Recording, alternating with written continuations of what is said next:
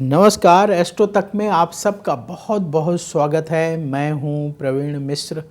आइए जानते हैं मकर संक्रांति का पावन पर्व साल 2026 में कब मनाया जाएगा। 14 जनवरी को मनाना उपयुक्त है कि 15 जनवरी को, और इस मकर संक्रांति का क्या महत्व होता है, क्यों हमें ये पर्व मनाना चाहिए, देश के अलग अलग इलाकों में इसे किस किस नाम से मनाया जाता है। और एक महत्वपूर्ण बात, जब भगवान सूर्य मकर राशि में आ जाएंगे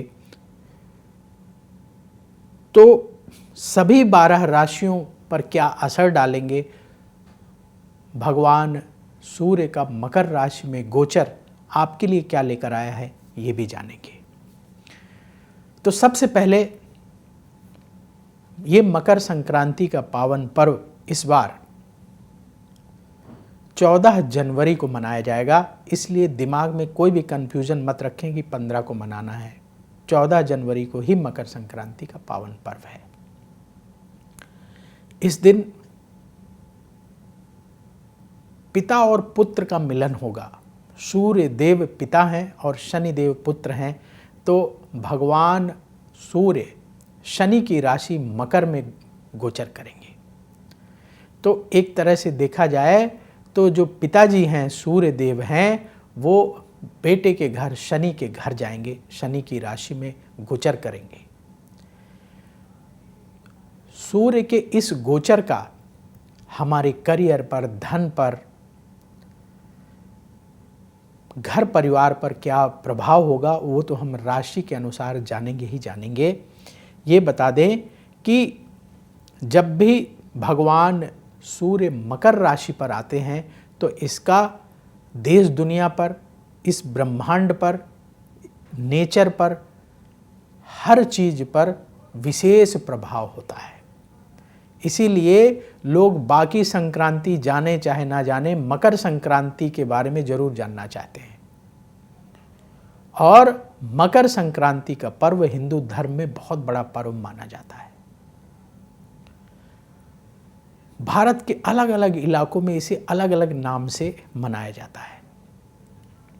तो 14 जनवरी को इस बार मकर संक्रांति मनाई जाएगी। इस दिन से भगवान सूर्य देव उत्तरायण की तरफ गति करना शुरू करेंगे, और इस दिन से शुभ काम, कहा जाता है कि जब तक भगवान सूर्य मकर राशि में नहीं आ जाते, उत्तरायण की तरफ गति नहीं करते, तो बहुत सारे काम रोक दिए जाते हैं, शुभ काम रोक दिए जाते हैं। तो शुभ काम शुरू हो जाते हैं बहुत सारे मकर संक्रांति के बाद से। तो पंचांग की गणना के अनुसार मकर संक्रांति का पर्व ऋतु परिवर्तन वाला होता है। शरद ऋतु इस दिन से समाप्त होने लगती है, बसंत ऋतु का आगमन शुरू हो जाता है। दिन लंबे होने लगते हैं, रातें छोटी होने लगती हैं।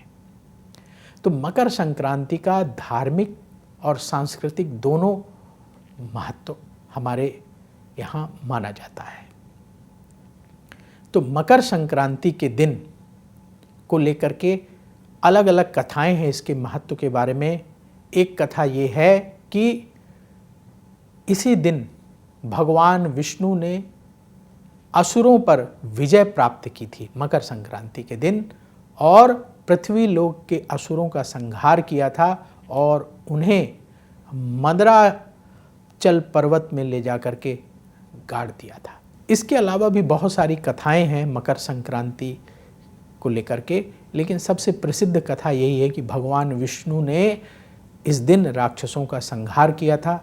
उनके उत्पात से, राक्षसों के अन्याय अत्याचार से मुक्ति मिली थी धरती के निवासियों को। मकर संक्रांति के पहले तक भगवान सूर्य पूर्व से दक्षिण की ओर गति करते हैं, और इस समय को उतना शुभ नहीं माना जाता। लेकिन मकर संक्रांति से भगवान सूर्य पूर्व से उत्तर की ओर गमन करना शुरू कर देते हैं, और इस समय को शुभ माना जाता है। ऐसा माना जाता है कि इस समय से भगवान सूर्य की जो किरणें होती हैं वो हमारे लिए बहुत ही शुभ परिणाम प्रदान करती हैं। जीवन में सुख शांति को देने वाली होती हैं, सेहत के लिए बहुत अच्छी होती हैं। और इस दिन से लोग अपने जो काम बहुत दिनों से रोक रखे होते हैं उन शुभ कार्यों को करना भी शुरू कर देते हैं। आपने वो कथा तो सुनी होगी कि महाभारत में भीष्म, जो पितामह भीष्म थे, वो भगवान सूर्य के उत्तरायण होने का इंतजार करते हैं कि जब सूर्य भगवान उत्तरायण होंगे तब वो अपने शरीर का त्याग करेंगे। तो इसी दिन जब भगवान भीष्म पितामह ये तय कर लेते हैं कि जब सूर्य उत्तरायण होगा तभी वो प्राण त्याग करेंगे, क्योंकि उन्हें इच्छा मृत्यु का वरदान प्राप्त था, तो तब तक वो रोक के रखते हैं और मकर संक्रांति के दिन ही वो शरीर का त्याग करते हैं। तो इसलिए मकर संक्रांति का पर्व बहुत महत्वपूर्ण है और सदियों से इसे मनाया जाता रहा है। आज के संदर्भ से जोड़कर देखा जाए तो मकर संक्रांति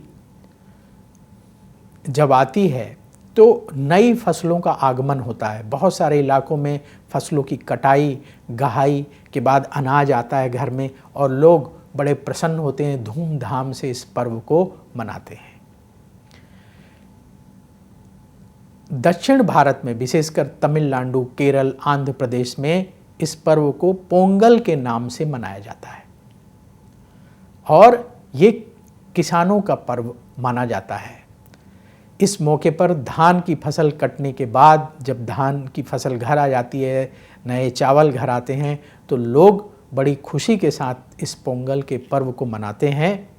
और तमिल के जो महीनों के नाम हैं उनमें तई नामक महीना ये माना जाता है। जनवरी का महीना तई का महीना माना जाता है और वहाँ 3 दिन उत्सव चलते हैं और इन 3 दिनों में भगवान सूर्य और इंद्रदेव की पूजा की जाती है।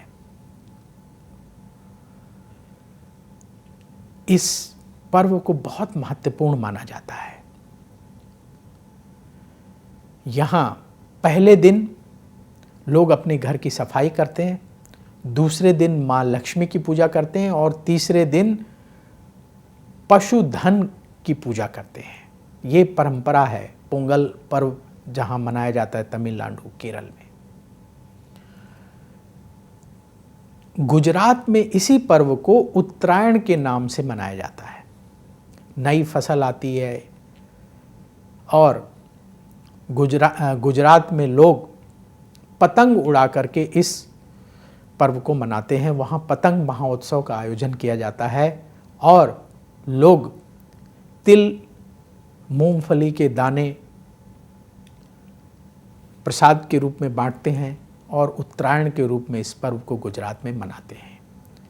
पंजाब में यही पर्व लोहड़ी के नाम से जाना जाता है और फसलों की कटाई के बाद जब अनाज घर आ जाता है तो उसे उत्सव के रूप में पंजाब में लोग मनाते हैं। तिल, गुड़, मक्का जो है अग्नि में अर्पित करते हैं। अग्नि को देवता माना जाता है, अग्नि को अर्पित करते हैं और अग्नि के चारों तरफ आपने देखा होगा लोहड़ी मनाई जाती है। होलिका जला करके लोग चक्कर लगाते हैं, नृत्य करते हैं, डांस करते हैं। तो इस बार लोहड़ी का पर्व 13 जनवरी को मनाया जाएगा। इसके साथ ही इसी पर्व को असम में भोगली बिहू के नाम से मनाया जाता है। माघ महीने की संक्रांति के पहले दिन को माघ बिहू यानी भोगली बिहू कहा जाता है असम में।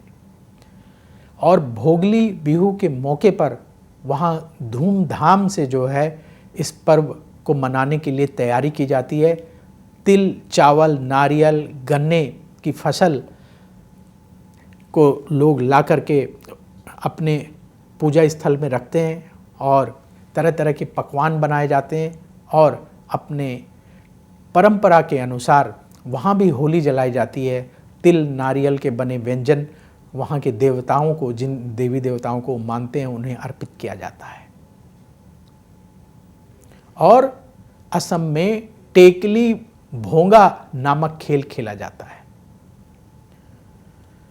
तो ये पर्व देखिए है एक ही, लेकिन अलग अलग इलाकों में अलग अलग नाम से जाना जाता है। उत्तर भारत में इसी को खिचड़ी पर्व के नाम से जाना जाता है। इस दिन उत्तर भारत में खिचड़ी बनाने की परंपरा है। चावल और दाल को मिला करके खिचड़ी बनाई जाती है, उसका भोग भगवान को लगाकर घर परिवार के लोग बड़े प्रेम से खाते हैं।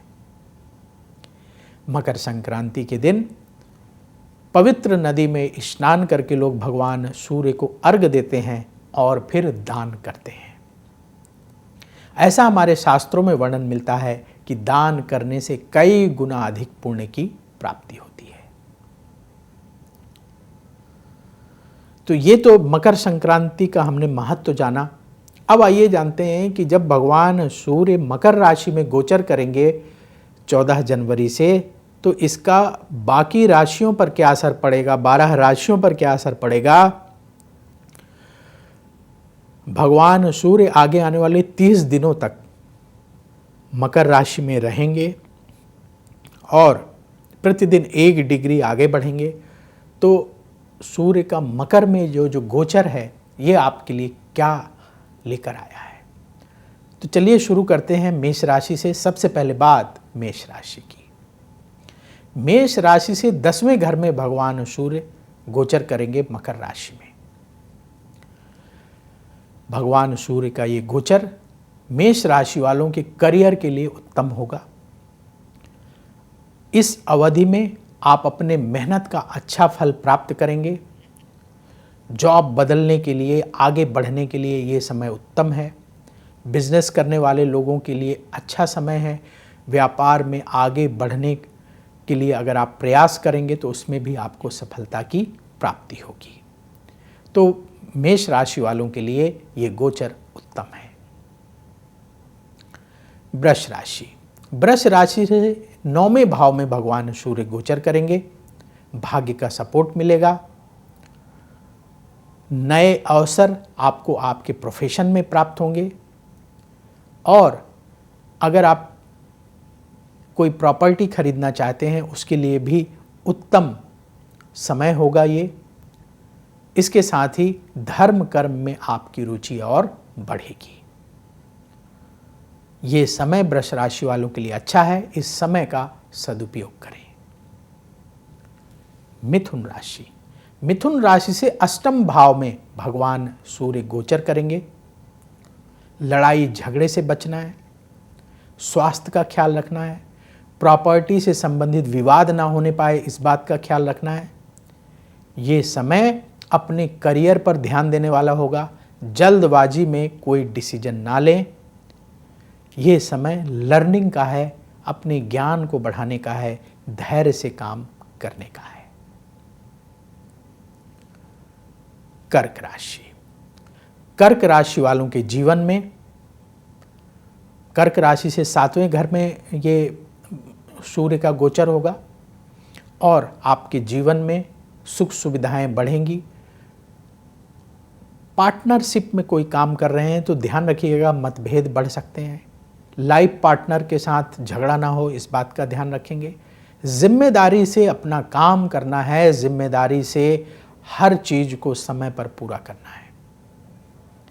आपकी मेहनत, आपकी लगन आपको कार्य क्षेत्र में सफलता दिलाएगी, धन लाभ कराएगी और आपके मान सम्मान को भी अवश्य बढ़ाएगी।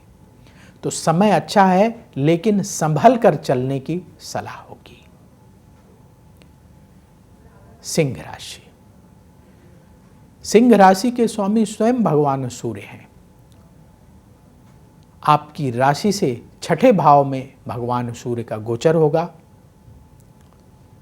स्वास्थ्य का ध्यान रखना है, अपने खर्चों को कंट्रोल करना है और जल्दबाजी में कोई डिसीजन नहीं लेना है। जॉब नहीं बदलना है, लंबी दूरी की यात्रा नहीं करना है।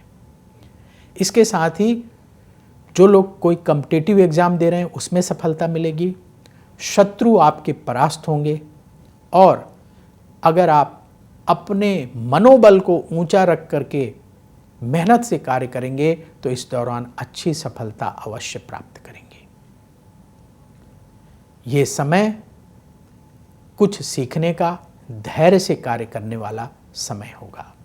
अपनी दिनचर्या ठीक रखें, अपना खान पान ठीक रखें तो इस समय का सिंह राशि वाले लाभ उठा सकते हैं। कन्या राशि।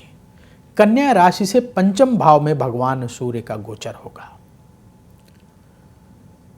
आपकी प्रोडक्टिविटी और बढ़ेगी, क्रिएटिव कार्यों में आपको सफलता मिलेगी, आगे बढ़ने का ये समय है, प्रोफेशन में तरक्की के अवसर आपको प्राप्त होंगे। कन्या राशि वाले अपने इस समय का अच्छे तरीके से उपयोग करें, नेगेटिविटी से बचें और ऐसे लोगों की संगति ना करें जो लोग आलसी हैं, काम को टालते हैं। तुला राशि। तुला राशि से चौथे घर में भगवान सूर्य का गोचर होगा। प्रॉपर्टी से संबंधित अगर कोई डिसीजन लेना चाहते हैं तो इस दौरान ले सकते हैं।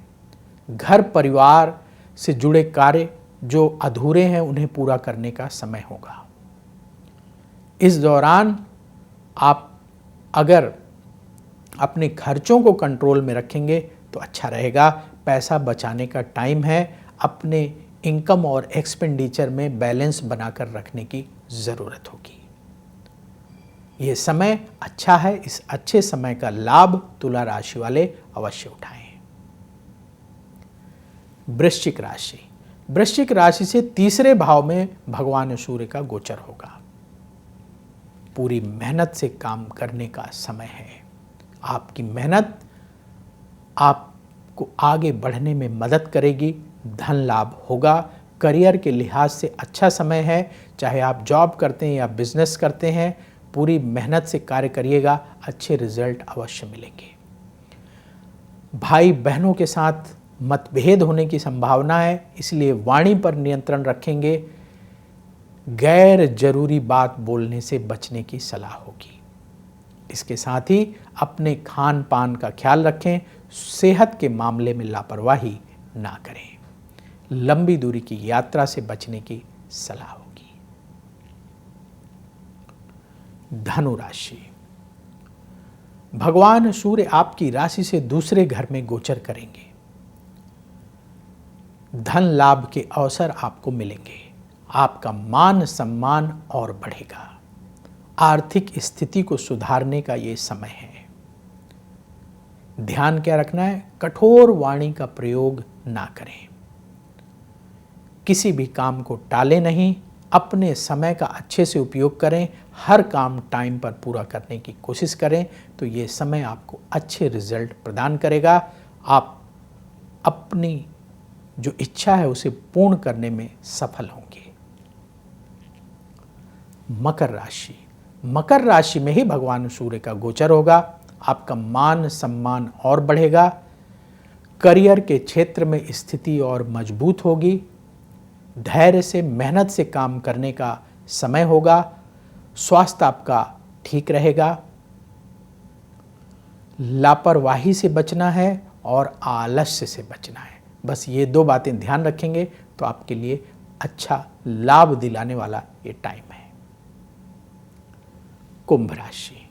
कुंभ राशि से 12वें घर में भगवान सूर्य का गोचर होगा। विदेश से संबंधित लाभ के योग आपके लिए बनेंगे। यदि आप कहीं बाहर जाना चाहते हैं, यात्रा पर जाना चाहते हैं तो उसके अवसर भी आपको मिलेंगे। वीज़ा नहीं मिल रहा था, ट्राई करिएगा, वीज़ा भी मिलेगा। खर्चों में वृद्धि होगी। अपने खर्चों को अपने बजट के अनुसार संभालने की आवश्यकता होगी। इस दौरान जॉब बदलने से बचें। सेहत के मामले में लापरवाही ना करें। अपना खान पान ठीक रखें। हर काम को संभलकर धैर्य से सावधानी से करने की जरूरत होगी। मीन राशि। मीन राशि से 11वें घर में भगवान सूर्य का गोचर होगा। आपकी इनकम बढ़ेगी। मेहनत का फल मिलेगा।